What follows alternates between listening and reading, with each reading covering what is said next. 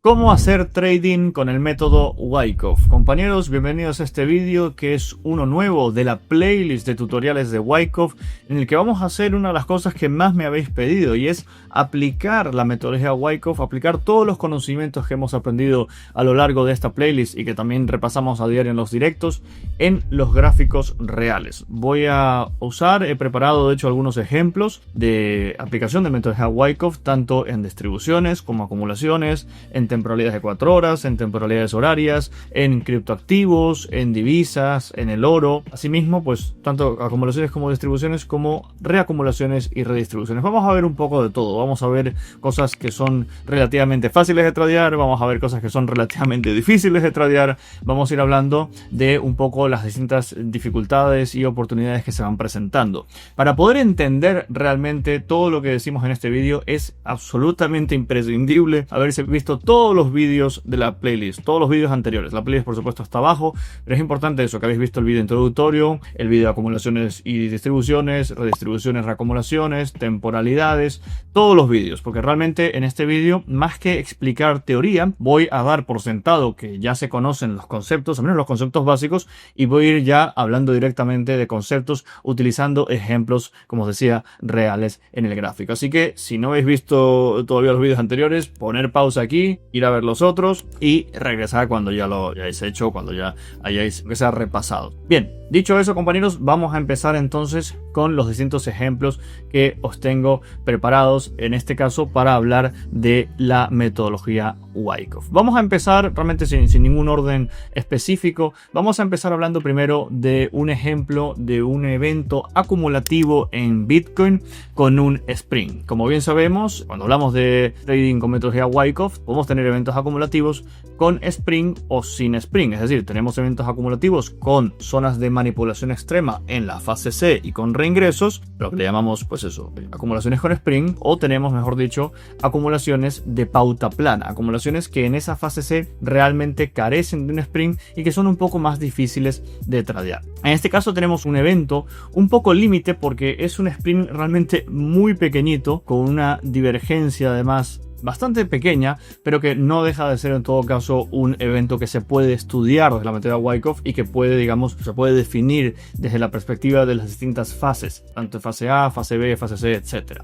Entonces, como podéis ver en pantalla, veíamos un movimiento 4 horas, sobre todo horario, que era bajista y que encontró cierta pausa o encontró cierta parada en la zona de los 79.000, la zona de los 80.000. Como veis, este movimiento bajista, sobre todo horario, que se veía en este punto, llega un momento en el que tras generar un nuevo mínimo hace una reacción fuerte. Es cierto que en este otro punto tenemos otro mínimo, que de hecho habéis estudiado bien las cosas, sabréis que es un ST en fase B, pero sobre todo me quiero enfocar para hablar de fase A en este primer punto. Como veis, la fase A, y como hemos comentado, la fase A de las distribuciones y las acumulaciones es aquel momento en el cual el precio, que viene teniendo una dirección, por ejemplo en este caso bajista, hace una reacción fuerte hacia la parte superior. Esa reacción puede ser tan fuerte que incluso en algunos casos puede ir a buscar el gap de la última caída. No tiene por qué hacerlo, pero en todo caso la fase A se identifica cuando el movimiento bajista en las acumulaciones genera una reacción fuerte en sentido contrario. Como bien sabéis, entonces en este caso estamos hablando del selling clímax y del rally automático, del AR. Estos dos niveles son importantes porque el selling clímax y el AR nos empieza a dar una idea de dónde se van a situar los niveles de soporte y resistencia del rango, ¿verdad? El punto DPS, que lo tenemos en este caso aquí, no es muy relevante a esos efectos. Nos vamos a centrar sobre todo en la parte del AR y el selling clímax. Si nosotros nos fijamos en la estructura que finalmente se configura, por ejemplo en este caso podemos usar un volume profile para que veáis los niveles, veréis que no necesariamente el nivel de selling clímax y el nivel de rally automático definen con precisión el rango. De hecho, en este caso, quizás el selling clímax sí es un poco más claro para definir el soporte, pero el punto de rally automático está bastante más dilatado en este supuesto. Por eso es importante también complementar el análisis de Wyckoff, no solo, digamos, intentando poner las letritas del diagrama de Wyckoff o del esquema de Wyckoff en el gráfico, sino también utilizando otras herramientas de trading que nos ayuden a precisar. En este caso, la utilización de un volume profile, como veis aquí, es bastante útil para definir bien esos niveles. niveles. Entonces aquí tenemos una zona importante, sí, pero también tenemos una concentración de volumen relevante en estos dos, o la podemos identificar con estos dos nodos que están aquí en pantalla. Bien, esa es la fase A. Como sabéis, la fase A realmente no tiene demasiada importancia desde la perspectiva de trading en la temporalidad de estudio, porque es difícil realmente buscar o concluir si estamos hablando en este caso de una acumulación o de una redistribución en una fase A, pero sí es cierto que podemos empezar a tradear en bajas temporalidades, en temporalidades inferiores, podemos scalpear estos movimientos. Luego ya, después de la fase A, como sabéis, viene la fase B, que es la fase de estructuración.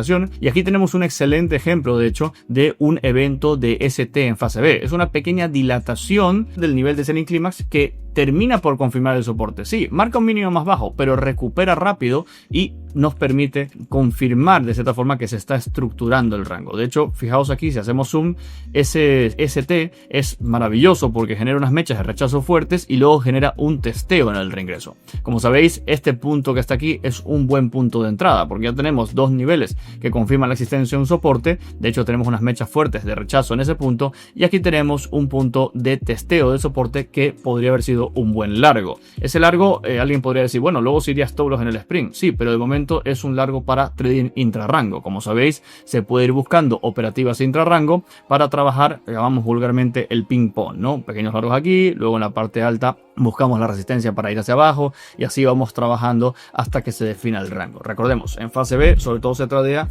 buscando largos en los soportes y cortos en las resistencias. Luego en este evento, queridos amigos, adelantamos un poco, vemos que tenemos un sprint pequeño, pero que se presenta con una divergencia mínima, pero bueno, la divergencia está allí y con un reingreso con un testeo bastante bueno. De hecho, este sprint, quizás las únicas cosas medias límites de este sprint es que ni es muy profundo ni es muy grande la divergencia, pero sí es bastante interesante el comportamiento del volumen, el volumen de parada que tiene este movimiento al desprenderse del rango y el punto de reingreso que es maravilloso. De hecho, ahí había un punto de largo que realmente era bastante claro. Independientemente de eso, esto, su momento lo pudiésemos estar considerando como un sprint o un ST, así el momento en el que ahora lo estamos viendo retrospectivamente, pero en el momento de tradearlo, independientemente de eso, este era un punto muy bueno de largo con stop loss en el mínimo. Y eso, como veis, es un buen ejemplo de cómo tradear un sprint, porque si hubiésemos metido un largo aquí con un stop loss en el mínimo, que como veis no es un trade demasiado difícil de plantear desde la metodología Wyckoff, eso hubiese dado un profit bastante bueno, porque luego ya después de eso, bueno, viene toda la continuación alcista. De hecho, se hubiese ido eventualmente al punto de máximo histórico. Luego, en este escenario de acumulación que estamos viendo, no tenemos quizás una zona de SOS tan clara.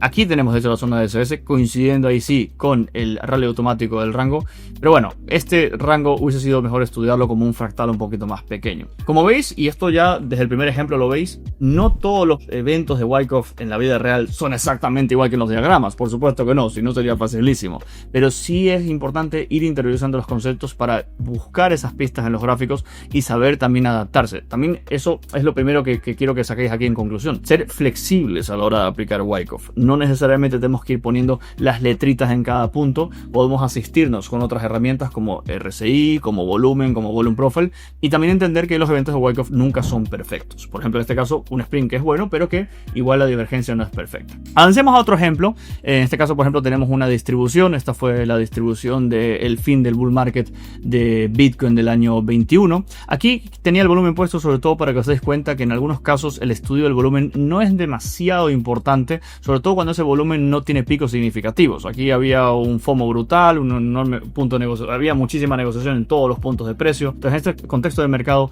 el volumen no es tan importante. En todo caso, en este esquema de distribución, vemos con muchísima claridad, por no repetir, no voy a repetir fase A, fase C, sino que voy a ir aportando cosas nuevas, ¿no? En los distintos ejemplos. En este evento, sobre todo es muy claro el SOW, el Sign of Weakness. Quiero que os fijéis en esa parte, porque alguien podría decir, bueno, haber metido un corto en el máximo histórico era posible quizás en este testeo después de esta especie de UTAT, y sí, era posible, pero quizás el punto más interesante y obvio para trabajar era esto que tenemos aquí en la parte inferior. Fijaos esta estructura de SOW tan interesante. Sí, no se presenta como un triángulo perfecto en la parte baja como lo veis en el diagrama de Wyckoff, pero sí se presenta como una estructura que está utilizando el soporte anterior como resistencia. Es un claro evento de señal de debilidad donde esta estructura inferior está constantemente utilizando como resistencia el soporte del rango anterior, y esto era una clara señal para trabajar oportunidades cortas. Como veis, esta distribución, como os digo, pues es un excelente ejemplo de un show. Vamos ahora a pasar a otro ejemplo. Por ejemplo, en este caso vamos a hablar de algo que es un poquito más difícil de tradear y es quizás una de las razones por las cuales decimos que la metodología de Wyckoff en algunos activos y en algunas temporalidades tiene un poco más de limitantes. Esto que estáis viendo en pantalla es una reacumulación fractal de 4 horas en el oro de pauta plana. Una cosa realmente difícil de trabajar. Como veis, el movimiento es tremendamente alcista y este rango está dentro de todo ese movimiento alcista. Pero fijaos que este rango se puede estudiar desde la metodología Wyckoff, se puede hablar de fase A, de hecho hay un rally automático y un buying climax allí, se puede hablar de CTs, hay testeos por la parte alta y por la parte baja, pero no tenemos ni una fase C muy clara de Spring, no hay Spring, estos solo son STs, ni tampoco tenemos de hecho un buen SOS. Tenemos algo de reacción aquí, pero la profundización de ese movimiento bajista tampoco es demasiado fuerte. Entonces, ¿por qué os traigo este ejemplo aquí? Si alguien podría decir, bueno, no es muy útil ese ejemplo. No, es útil para entender que en algunos activos, sobre todo cuando son activos que tienen a dar pautas planas, el oro por ejemplo vemos bastantes, a veces es un poquito más difícil la aplicación de la metodología. Ahora bien, la metodología no es inútil, porque aquí nos remitimos otra vez a trabajar con el concepto de que en fase B metemos largos por la parte baja y metemos cortos por la parte alta. Y en este rango de hecho de pauta plana, sí, es más difícil definir la dirección de la ruptura, pero era bastante fácil ir trabajando con todo tipo de operativas largas, cortas y largas, cortas conforme se iba desarrollando el rango, porque la pauta plana, sí, no define también el Spring o el UTAT y por tanto no define muy bien en fase temprana si va a romper a la alza o va a romper a la baja, pero sí permite tomar muchos trades que nos permiten pues aprovechar todo el movimiento. Trades que por cierto, pues largo aquí, TP, break even, corto aquí, TP, break even, largo aquí, corto, TP, break even, y así sucesivamente. Independientemente de que luego en la ruptura estuvieses posicionado o no, eso ya te hubiese permitido sacar bastante profit de este rango. Entonces, como veis, otro ejemplo interesante, en este caso, una pauta plana en el oro en una reacumulación. Vamos a ver ahora una redistribución. En este caso, hablamos de el euro desde una perspectiva horaria a modo redistributivo. Veis esta pequeña distribución que se dio aquí, que dio lugar luego a este evento un poco más grande, que luego continuó cayendo, es decir, un movimiento que viene desde arriba, ranguea y sigue bajando, es decir, una redistribución, como bien sabéis. Entonces, fijaos lo que tenemos aquí en el evento redistributivo. Tenemos, queridos amigos, una estructura poco más clara que la que estábamos viendo antes. Técnicamente sigue siendo una pauta plana, pero bueno, pese a ser una pauta plana tenemos un poquito más de salida por la parte alta. Y aquí sobre todo destaco lo interesante de poder tradear en pautas planas, no solo de rango de extremo a extremo, o sea, de soporte, resistencia, soporte, como estábamos hablando antes, sino también en pautas planas un poquito más elaboradas como esta, la posibilidad de trabajar LPSIs. En este caso, que es una cosa que también hemos comentado en los vídeos cuando hablábamos de pautas planas, y es que en pautas planas, sí, la fase C es más difícil de trabajar, pero la fase D es donde, digamos, es más fácil posicionarse. Y en este caso vimos una posibilidad, tras un pequeño reingreso, vimos una posibilidad de trabajar contra ese POC. Luego, en la ruptura de ese POC también tuvimos una pequeña, muy pequeña, pero pequeña oportunidad de trabajar con un show que era un show mínimo, que de hecho habría que ir a 15 minutos para trabajarlo, pero que también se hubiese podido trabajar. Ahora, ya sabéis, en el euro las pautas planas son un poco más comunes que en Bitcoin, presenta dificultades, pero interesante el hecho de buscar también trabajar con puntos intermedios, en este caso un LPSI. Avanzamos, queridos amigos, en este caso a otro ejemplo que es de criptomonedas. Nos vamos a Solana. En este caso, una manipulación extrema acompañada de un fundamental, que son las mejores manipulaciones realmente efectos del Wyckoff. Aquí lo que tenemos es lo que pasó con Solana cuando Solana se fue a $8 en el bear market y que parecía directamente que Solana iba a desaparecer y que luego lo levantaron, básicamente inventándose de la nada la criptomoneda Bonk.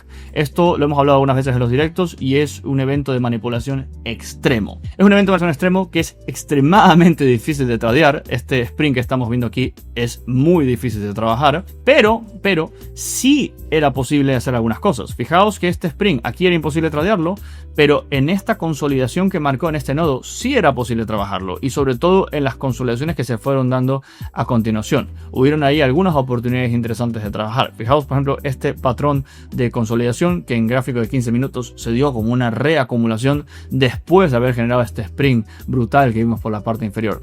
Todos estos puntos eran puntos interesantes para buscar pequeños fractales. Allí interesante, sobre todo entender que cuando podemos ver en 4 horas en diario un Spring importante, oye, pues sabemos que en esos pequeños puntos de parada podemos bajarnos a temporalidades un poquito más bajas y trabajar esos movimientos alcistas, esos movimientos de acompañamiento. En este caso vemos el rango en 4 horas, pero si nos íbamos a horario de 15, aquí hubieron 3 oportunidades para trabajar con bastante claridad largos. Y no estoy ni siquiera contando esta de aquí, que era un poco más difícil.